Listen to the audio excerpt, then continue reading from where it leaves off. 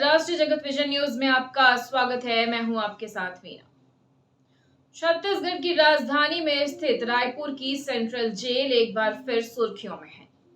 इस बार मामला है एक विचाराधीन कैदी की संदिग्ध मौत का, जिसने जेल प्रशासन की चिकित्सा व्यवस्था और अन्य व्यवस्थाओं पर कई गंभीर सवाल खड़े कर दिए हैं। परिजनों ने गंभीर आरोप लगाए हैं। मृतक कैदी मोहम्मद सदाफ के परिजनों का दावा है कि वो पिछले 3 महीने से गंभीर रूप से बीमार था, लेकिन जेल प्रशासन ने उसकी चिकित्सा जरूरतों को नजरअंदाज किया। उसके भाई राजा के अनुसार सदाफ को लगातार सीने में दर्द की शिकायत थी और उसने बार बार इलाज की मांग की थी, मगर हर बार उसे सिर्फ गैस की दवा देकर टाल दिया गया। रायपुर सेंट्रल जेल में विचाराधीन बंदी की मौत हो गई।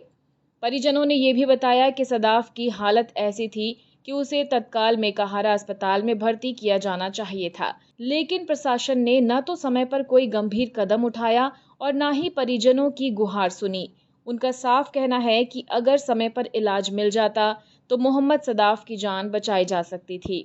रायपुर सेंट्रल जेल में मौत के बाद शव को परिजनों को सौंप दिया गया, लेकिन अब परिवार न्याय की गुहार लगा रहा है।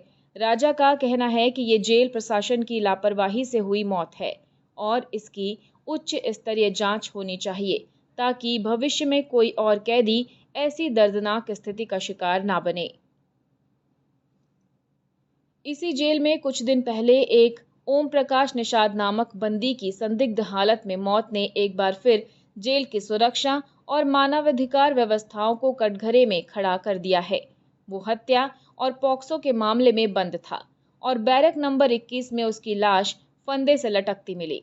प्रशासन इसे आत्महत्या बताने की कोशिश कर रहा है, लेकिन पूरे मामले की सच्चाई पोस्टमार्टम रिपोर्ट आने के बाद ही सामने आएगी। इधर छत्तीसगढ़ की जेलों में मौतों का ये सिलसिला 2023 से जारी है।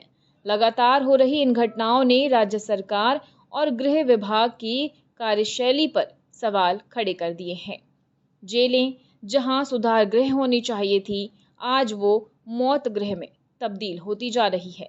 अब सवाल ये उठता है कि क्या रायपुर सेंट्रल जेल में बंदियों की सुरक्षा और स्वास्थ्य को लेकर कोई जवाबदेही तय की जाएगी?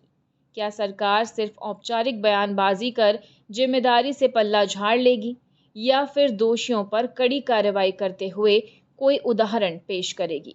और फिलहाल खबरों में इतना ही। अपडेटेड रहने के लिए हमारे चैनल को सब्सक्राइब कर लीजिए।